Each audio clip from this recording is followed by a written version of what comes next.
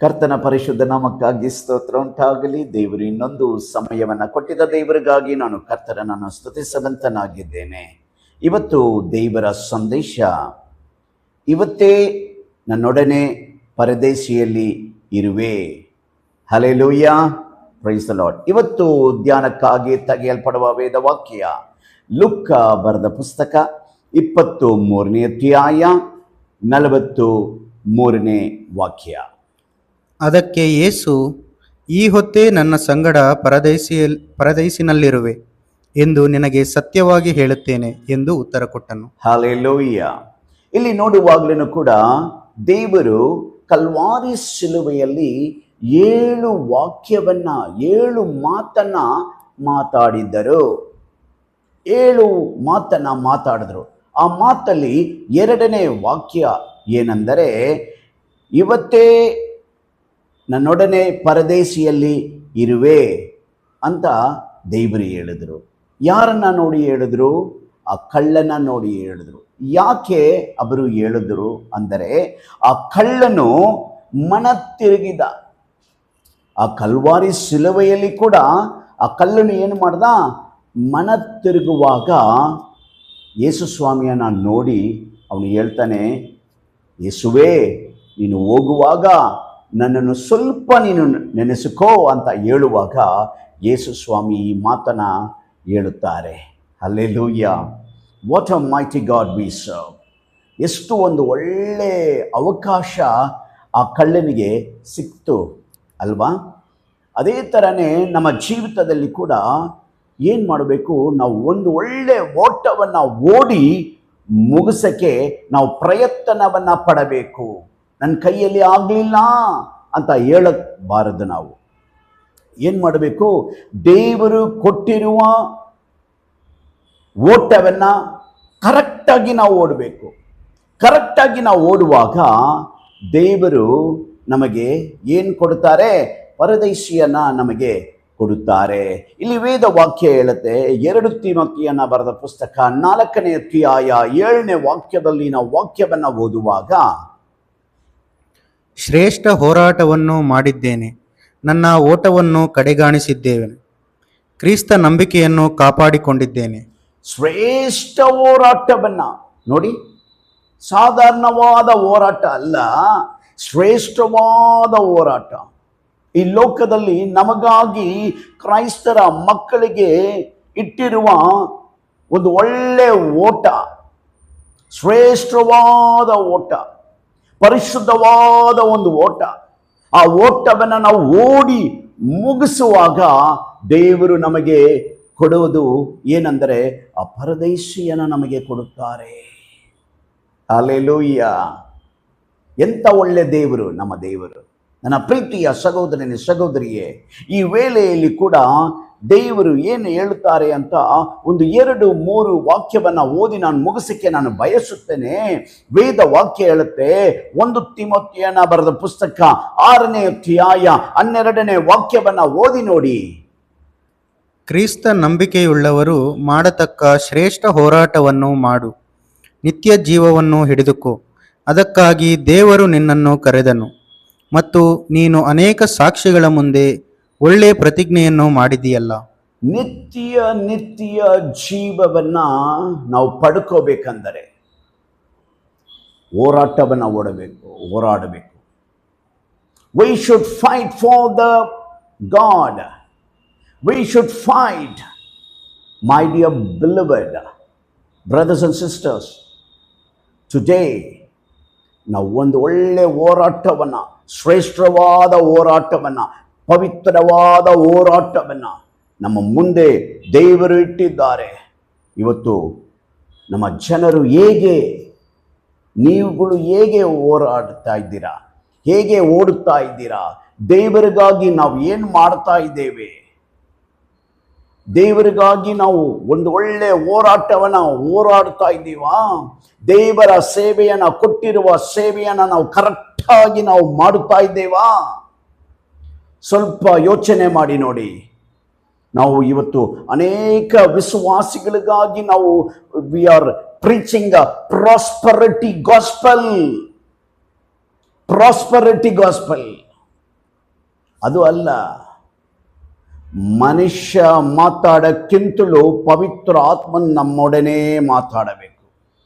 Hallelujah. ಏನೋ ನಮ್ಮೊಡನೆ ಪವಿತ್ರ ಆತ್ಮನು ಮಾತಾಡಬೇಕು.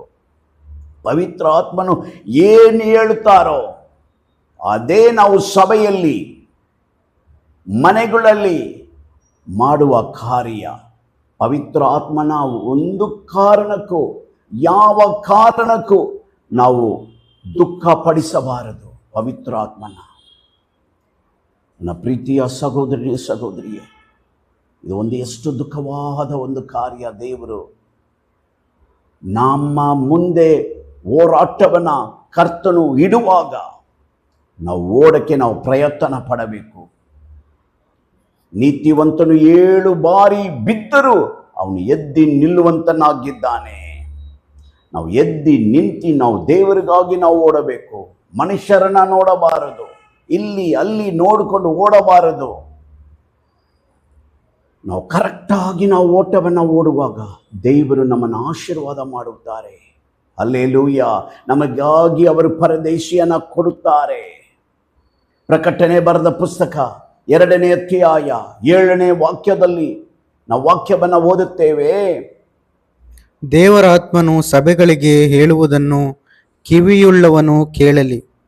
ಯಾವನು ಜಯ ಹೊಂದುತ್ತಾನೋ ಅವನಿಗೆ ದೇವರ ಪರದೈಸಿನಲ್ಲಿರುವ ಜೀವದಾಯಕ ವೃಕ್ಷದ ಹಣ್ಣನ್ನು ತಿನ್ನುವುದಕ್ಕೆ ಕೊಡುವೆನು.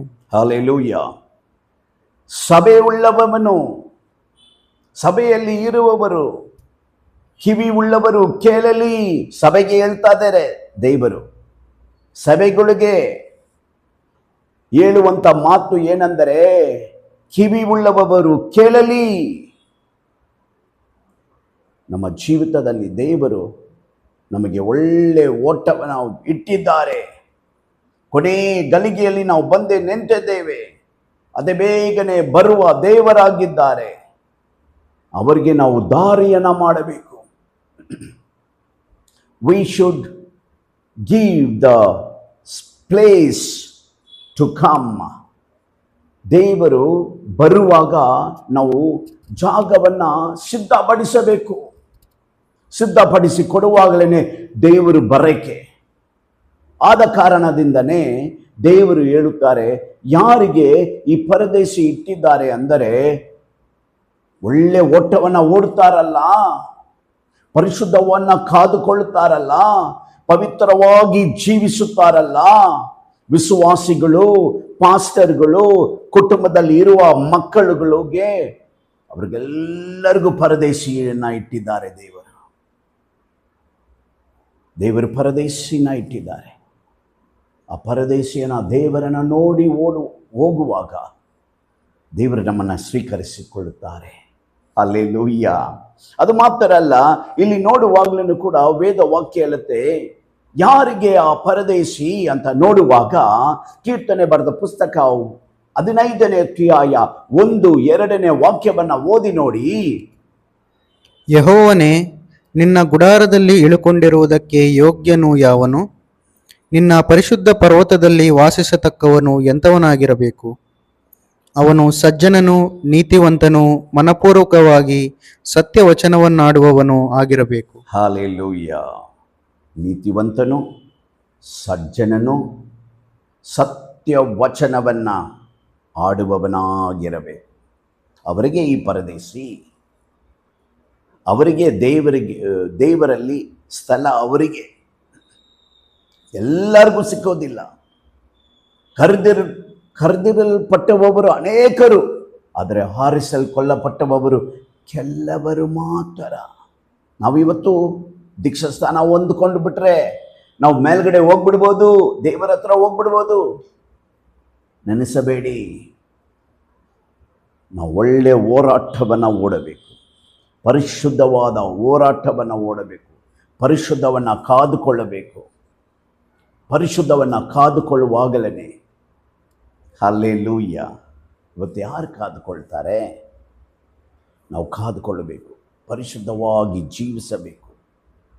ಆಗ ದೇವರು ನಮಗೆ ಇಟ್ಟಿರುವ ಪರದೇಶಿ, ಹಲ್ಲೆಲೂಯ, ದೇವರ ಹತ್ರ ಹೋಗುವಾಗ ದೇವರು He will stand from his seat. He will welcome us. Oh my son, oh my daughter.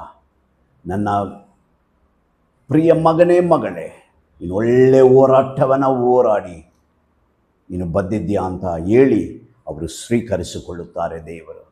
Hallelujah. So ನಾನು ಏನು ಹೇಳಕ್ಕೆ ಬರ್ತೀನಿ ಅಂದರೆ, ಈ ಪರದೇಶಿ ಅನ್ನೋದು ಎಲ್ಲರಿಗೂ ಇಟ್ಟಿಲ್ಲ ದೇವರು, ಕೆಲವರಿಗೆ ಮಾತ್ರ. ಅದು ನೀವು ನಾನಾಗಿರಬೇಕು ಅದರಲ್ಲಿ. ಹಲ್ಲೆಲೂಯಾ. ಸೊ ದೇವರ ದಾಮೆ ಈ ವಾಕ್ಯವನ್ನು ಆಶೀರ್ವಾದ ಮಾಡಲಿ. ಆಮೇನ್. ಈ ವಾಕ್ಯ, ಈ ಸಂದೇಶ ನಿಮಗೆ ಆಶೀರ್ವಾದಕರವಾಗಿದ್ದರೆ ಲೈಕ್ ಮಾಡಿ, ಶೇರ್ ಮಾಡಿ, ಸಬ್ಸ್ಕ್ರೈಬ್ ಮಾಡಿ. Take care. Bye bye. May God bless you. Amen.